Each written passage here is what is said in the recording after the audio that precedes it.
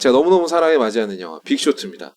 저는 브래드 피트라는 스타 배우, 헐리우드 정말 거대한 스타 배우가 자기 영향력을 제대로 쓰는 방법을 알고 있다는 사실이 너무 반가웠어요.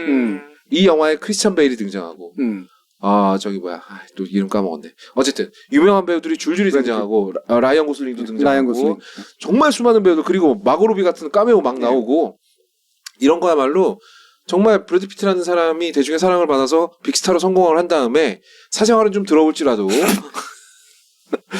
세계의 미녀들하고 너무 결혼 많이 했어 당신. 어쨌든 사생활은 좀 그럴지라도 이 사람이 자기 영향력을 제대로 쓰고 있구나. 물론 가장 멋있는 역할 지가 골라서 하는 게 좀 마음에 안 들기는 합니다만 그래도 플랜 B라는 영화사를 만들어서 미나리도 사실은 이 사람이 투자해서 만든 겁니다. 정말 제대로 쓰고 있다. 그래서 참 어렸을 때부터 제가 봐왔던 스타가 이렇게 올바른 방향으로 나가고 있다는 게 너무 반가웠어요. 예. 그런 면에서 그리고 또 영화 자체가 워낙 좋기 때문에 이런 칭찬도 다 영화가 좋아야 할 수 있는 거거든요. 맞아요. 그럼요. 의도만 좋으면 뭐해? 의도만 좋은데 영화가 똥같이 나오면 그냥 똥이지. 그러니까 아담 맥케이가 우리가 참 어떻게 하다 보니 자주 소개하게 되는 훌륭하니까 자주 소개하게 되는데 이것도 아담 맥케이였어요? 아담 맥케이. 네. 근데 이게 딱 저는 세 가지 장점을 꼽고 싶거든요.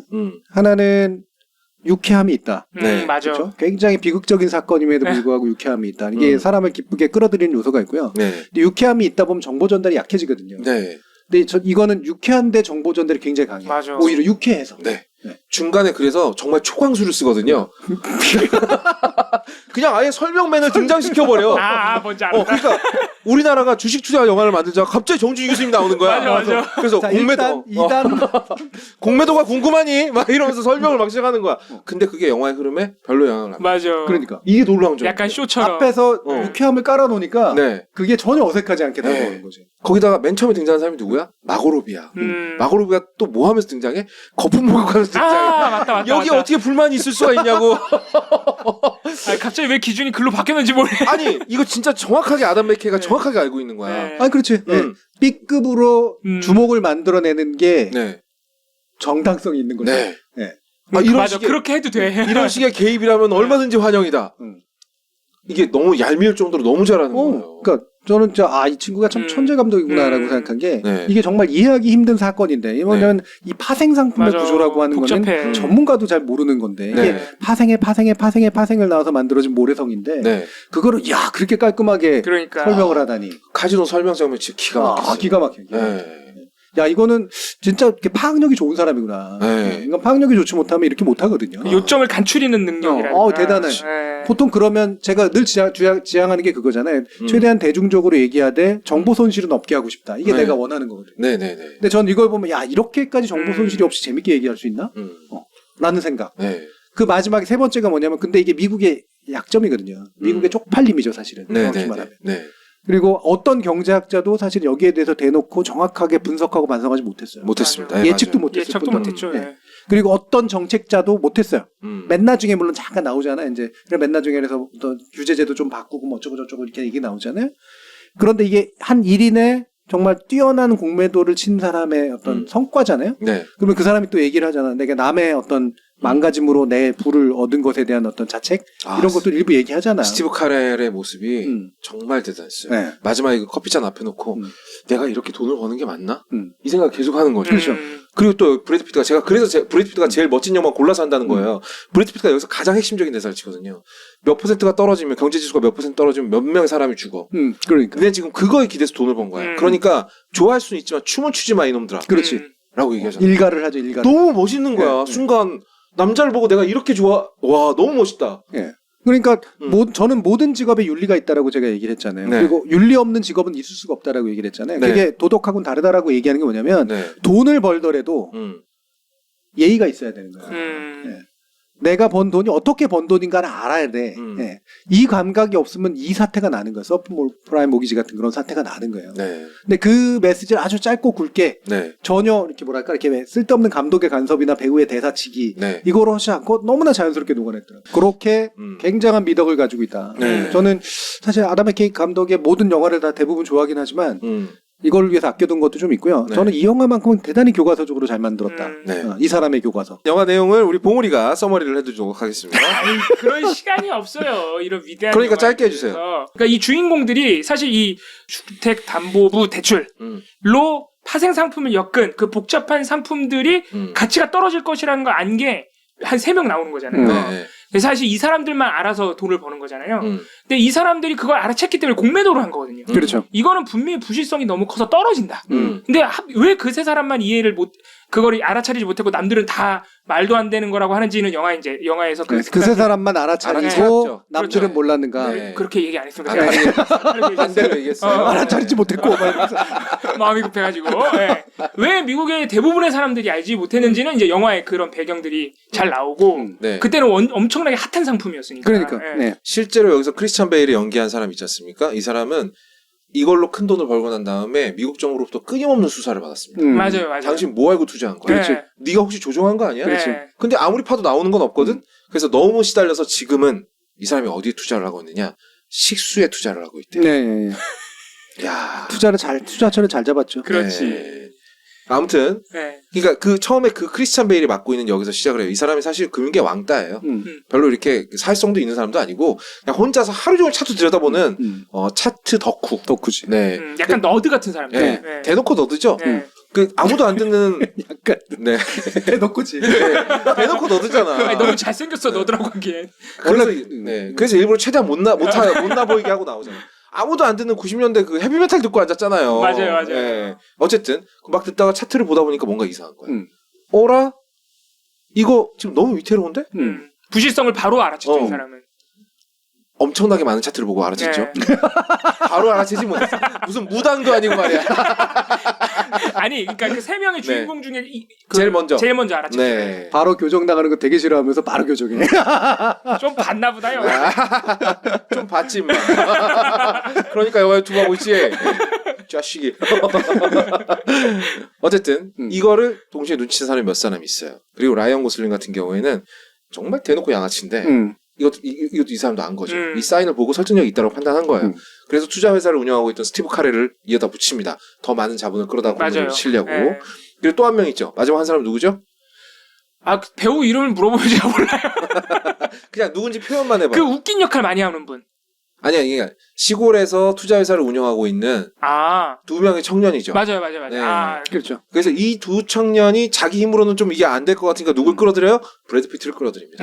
브래드 피트는 은퇴하고 월스트리트에서 큰 돈을 벌고 은퇴하고 조용히 살고 있는 사람이에요. 근데 사실은 그 사람이 이제 결정적인 역할을 하는 거죠. 가장 큰 역할을 했죠. 그래서 이 일군의 사람들이 미국의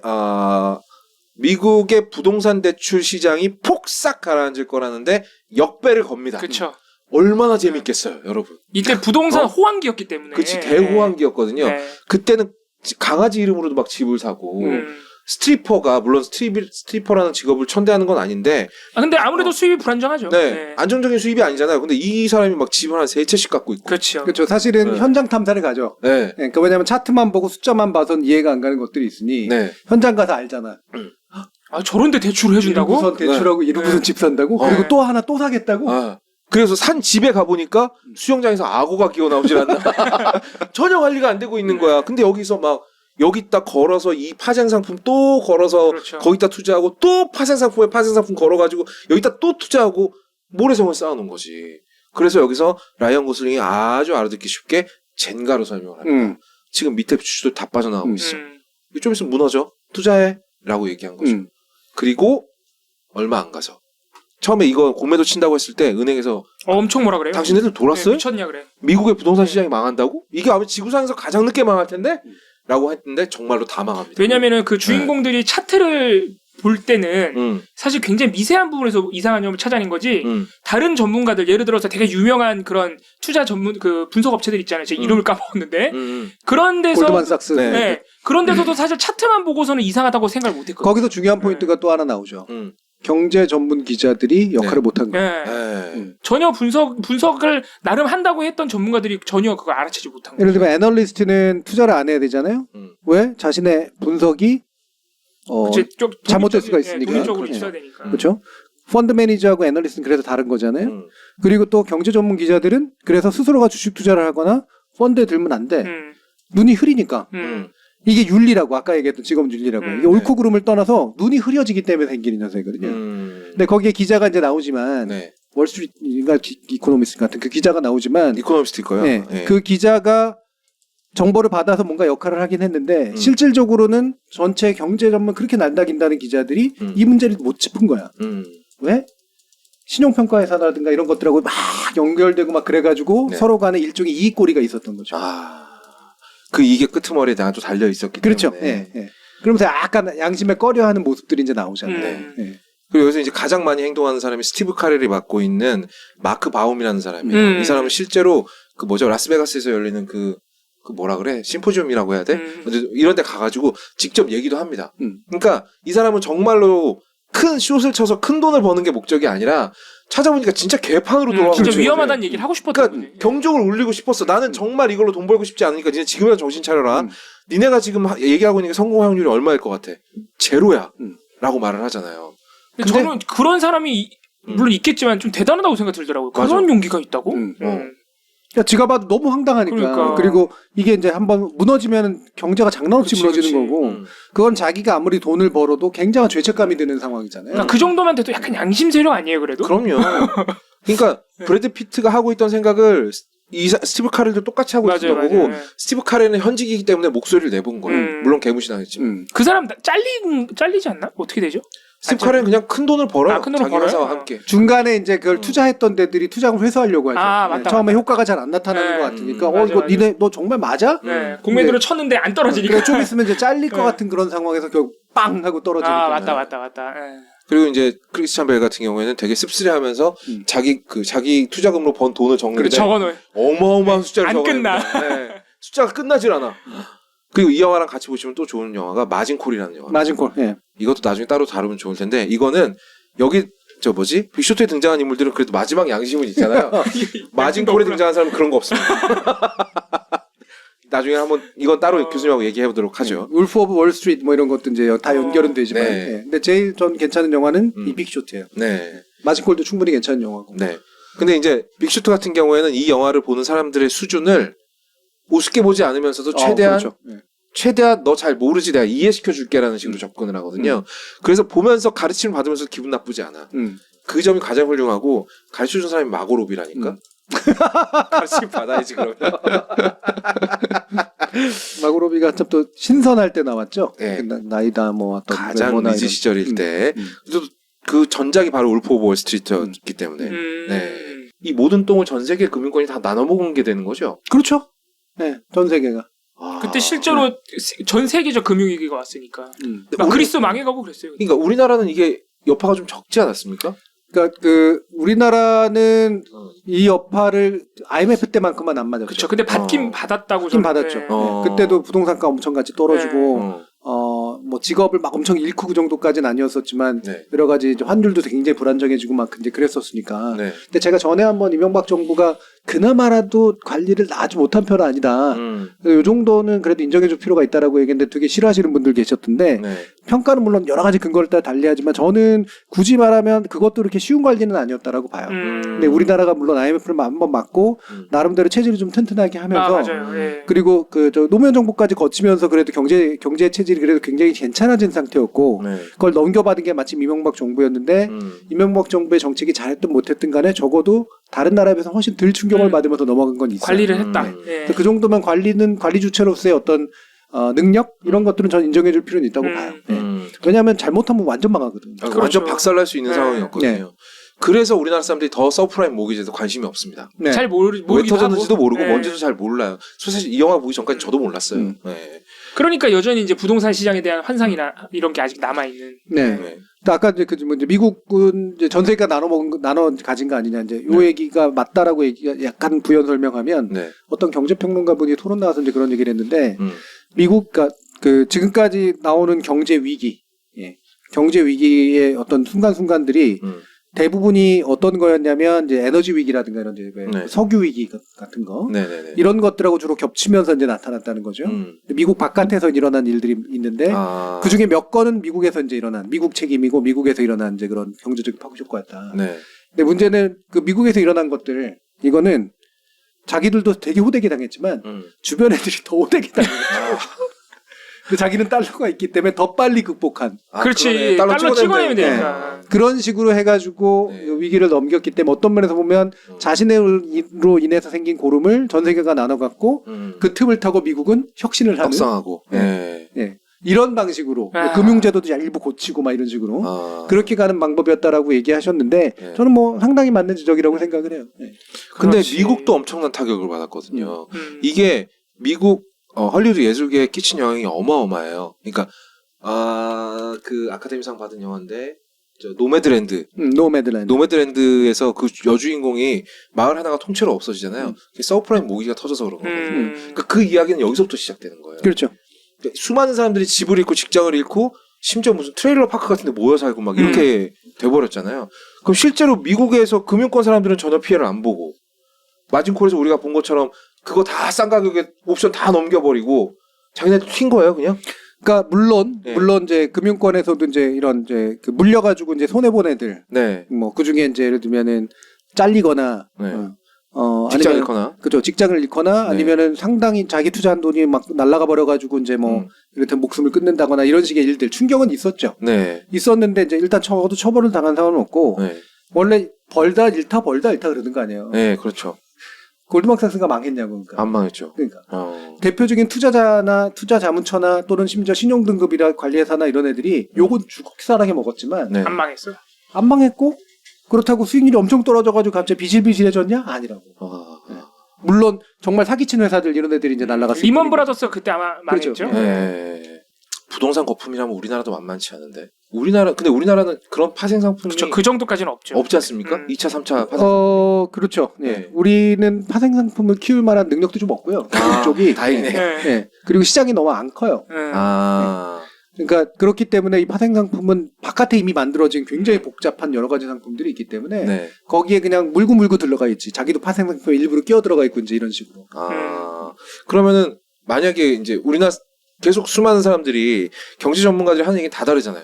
부동산 전문가들은 맨날 똑같은 얘기를 동시에 해. 한 명은 부동산 곧 떡락할 거래. 조정기간 거치고 거품 꺼질 거래. 근데 다른 한 명은 또 이제부터는 오르기 시작할 거라는 거예요. 그러면은 우리나라도 부동산의 거품이 굉장히 많은 건 맞지 않습니까? 근데 그 부분 이제 거품이라고 하는 건 언제나 굉장히 어려운 단어예요. 제일 자주 쓰는 대중적인 단어지만 제일 어려운 단어 중에 하나입니다. 다시 말하면 거품은 예측이 안 돼요. 거품이 껴있지 않습니까를 그래서 얘기할 수 없는 거예요. 그러니까 이게 거품인지 아닌지를 모르는 거구나. 거품은 터질 때만 알아요. 그렇지. 일본도 터지고 나서 버블 경제라 그랬잖아. 그럼요. 그 전까지는 몰라요. 그러니까 우려하는 사람들이 있죠. 이게 혹시 거품 아닐까? 거품 아닐까? 100% 자신 이게 거품입니다. 이렇게 얘기할 수가 없다. 안 맞으면 큰 이제 욕먹거든. 그렇지. 또 갈 수도 있고 그러니까. 거품은 터져야만 알고요. 그래서 이게 이제 흔히 말하면 사후적 해석이라고 이제 부르는 건데 사후적으로 짚어보니까 이게 문제였다는 걸 나중 가서야 아는 거예요.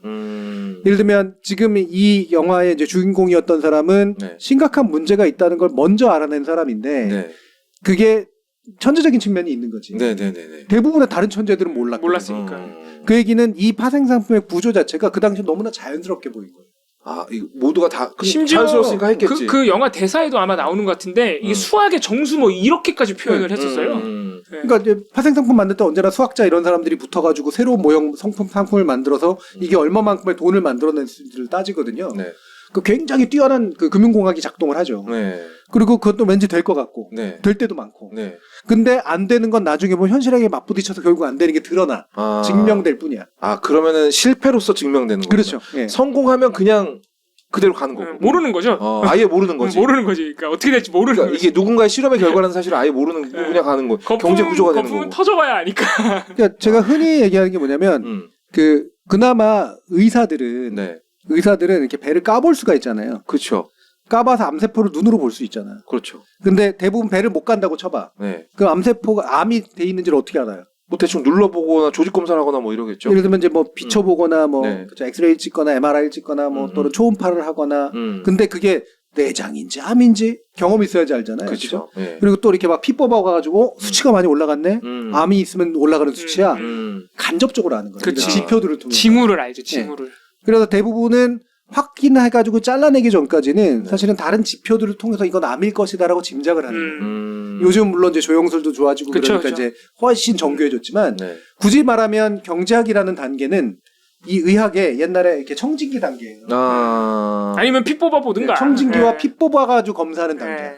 너무 원시적인 단계 아닙니까? 네, 그러니까 과학의 관점에서 보면 그렇다는 거예요. 어. 경제학이라는 게 아주 굉장히 많이 발전을 했지만 네. 굳이 말하면 전체 과학의 관점에서 보면 음. 인간의 신체만큼이나 복잡한 게 경제고 그렇죠. 더 복잡하죠 사실은. 네. 그리고 그거를 진단할 수 있는 기술도 아직은 떨어져 있는 그렇게 높지 못해요. 그러니까 몇 개 지표로만 일단은. 예. 그러니까 이거 가다 픽하고 쓰러졌네. 오이씨 나중에 해부해 보니까 자식아 이거죠. 암이었잖아. 그렇지. 이렇게 되고 있는.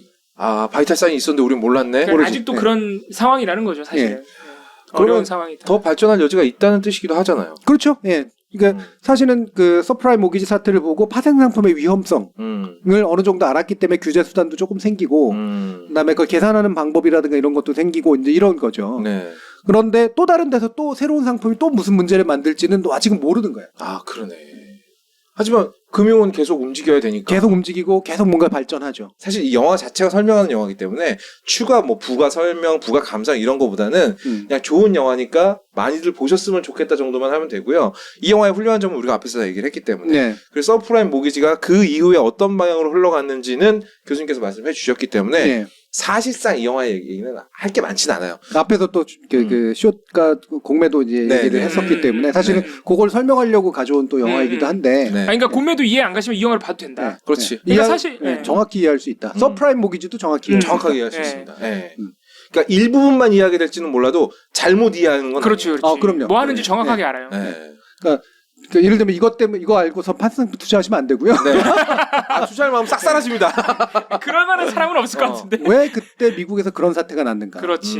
그리고 이런 선인공노할 일이 왜 벌어졌는가? 라는 것을 아까 이해하는 거 그죠? 예. 이해한다고 했을 때 그게 내게 된 듯한 느낌이 드실 거예요. 마지막으로 질문 하나만 하고 싶습니다. 이거 되게 미국적이잖아요. 그러니까 위기에서 숏을 쳐서 돈을 버는 방식이 정말 자본주의 사회의 어떤 극한이라는 월스트리트와 미국의 상징이기도 해요. 근데 또 재밌는 건 이렇게 해서 돈을 버는 사람들이 괴로워한다는 거예요. 그럼 만약에 더 다수의 사람들이 이 사실을 미리 알았고 이게 돈 벌 기회기는 하지만 우리가 돈 벌 기회를 포기하고 목소리를 합쳐서 이걸 막았으면 많은 사람들이 구렁텅이에 빠진 일을 막을 수 있었다라고 한다면 미국 사회는 과연 이걸 막는 쪽으로 갔을 것인가? 저는 그거는 이제 바로 시민 운동의 역할이거나 네. 저널리즘의 역할이지 네. 또는 뭐 애널리스트 역할일 수도 있습니다. 아, 예, 예. 그리고 뭐 정치가는 그런 것까지 분석하지 못하니까 네. 그 분석하는 사람들의 귀를 기울이는 거죠. 네. 그런 사람들의 역할이지 실제로 금융계 안에 있는 사람의 역할이라고 생각하지는 않아요. 아. 금융계 안에 있는 사람 굳이 말하면 뭐냐면 제가 네. 인체 비율을 다시 한번 하자면 네. 의사는 예를 들면은 기자들이나 이런 사람들, 경제학자나 이런 사람들이 그 의사 역할을 해줘야 돼. 근데 금융 안에 있는 사람들은 몸의 한 몸이잖아, 한 몸. 네, 네. 바깥에 있는 의사가 아니라고요. 아. 근데 그러다 보니까 어떤 일을 해야 되냐면 백혈구와 적혈구 역할들을 하는 거야. 또는 바이러스를 잡아먹는 거식세포 역할을 하는 거지. 왜냐면 여기 뭔가 이상한 놈이 들어갔네? 무조건 공격하자. 공격을 잘못하면 내가 예를 죽을 수도 들면 있지. 죽을 수도 있잖아요. 네, 그렇죠? 네. 근데 얘는 이상한 놈 들어갔네, 잡자. 라고 하는 본능에 따라서 움직이는 어떤 기능을 가지고 있거든요.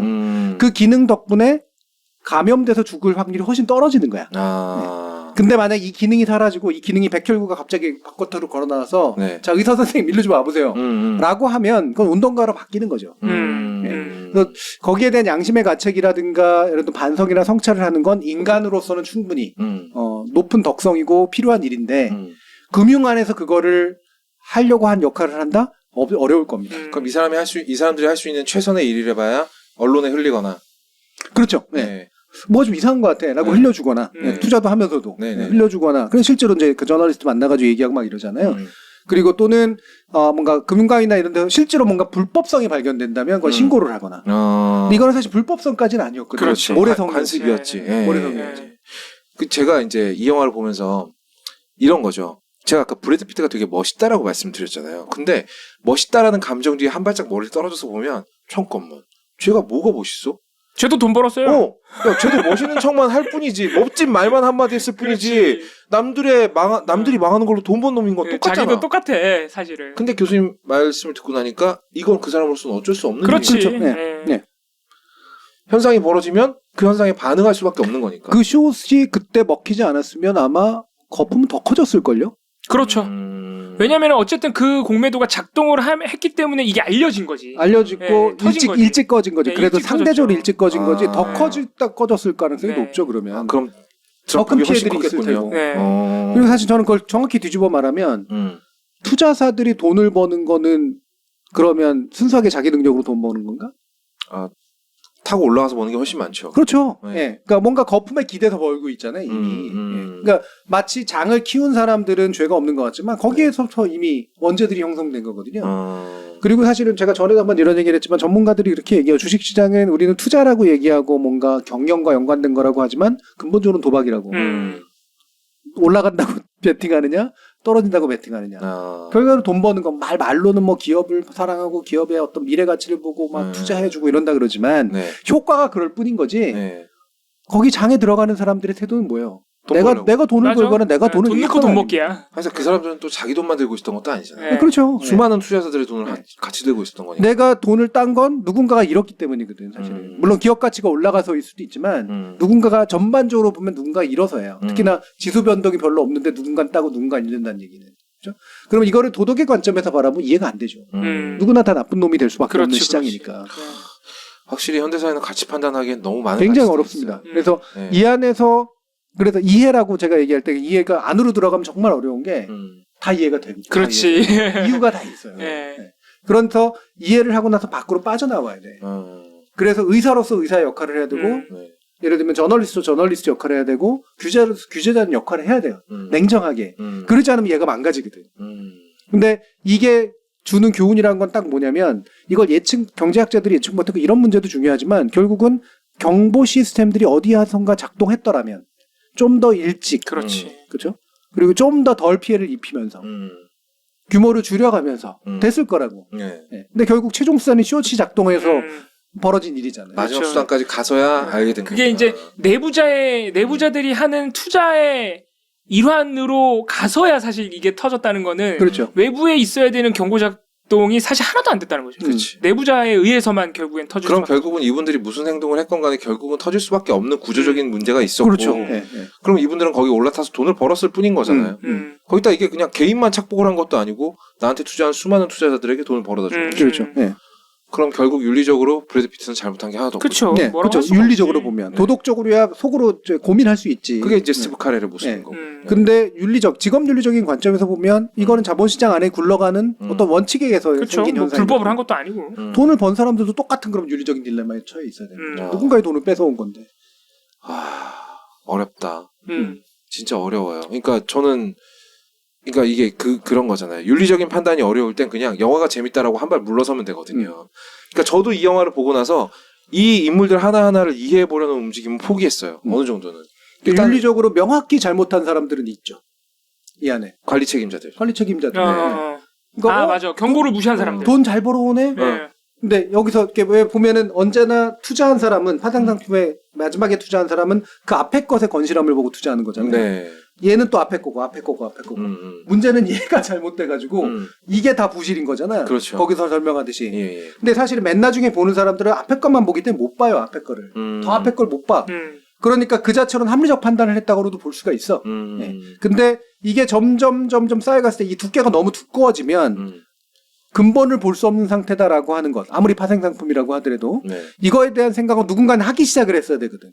중간 세 번째, 네 번째 단계에서부터인가는. 보통 이제 만든 놈이 좀 깨달았을 텐데요. 네. 근데 이 만든 놈이라고 하는 것도 사실 이게 아주 재미있게 노는 거야. 여기에 약간 투기성 높은 자본이 붙었다 떨어질 수도 있는 거지. 네.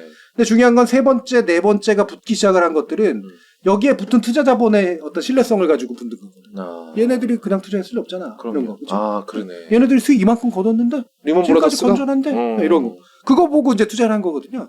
그러니까 점점 금융이라는 것 자체가 가지는 특징이지만 이게 원래 실체가 어디 있는 거지가 맞아. 흐려지는 상태. 맞아. 그러니까 그냥 앞에 사람을 보고 판단할 수밖에 없는 것이고. 그렇죠. 네. 그러다 보면 이게 막 모여가지고 산더미처럼 됐을 때 빵 터져버리네. 네.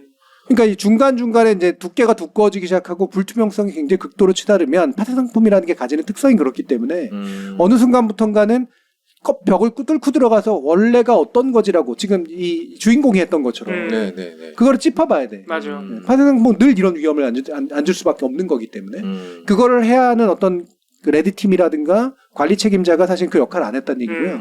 결정적으로는 이런 것들, 이런 부실 대출이 가능하고 부실한 것을 파생화시킬 수 있는 상품 개발이 가능하도록 만든 금융규제 당국에 이제 문제가 있었던 거고. 세 번째로는 기자들의 문제가 있었던 거죠.